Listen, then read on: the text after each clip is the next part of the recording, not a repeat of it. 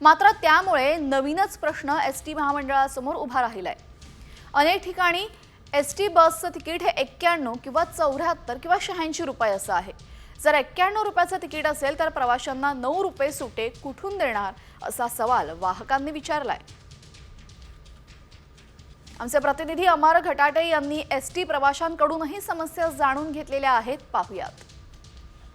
ST महामंडळाने आजपासून 15% आपल्या भाडेवाढ केलेली आहे। याचा फटका जो सर्वसामान्यांना बसला। सध्या आपण ज्या अमरावतीच्या मध्यवर्ती या बस स्थानकावर आणि या ठिकाणी बघितलं तर ही जी बस आहे ही बस आता नागपूर निघालेली आहे। आधी 225 होती फुल तिकीट आणि आता झाली 262। अच्छा, जेंट्स आणि लेडीजची झाली आधी होती 115 रुपये आणि आता लेडीज झाली आपली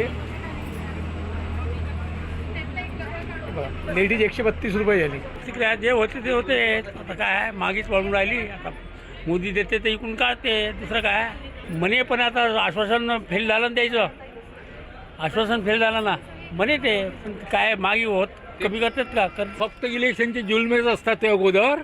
आता बस महागाईला तोंड देणे, बाकी काहीच नाही। बस महागाईला तोंड देणे, दुसरं काहीच कारण नाही आहे। इकडून देणे आणि इकडून घेणे, आपलाच पैसा। अमर घटाटे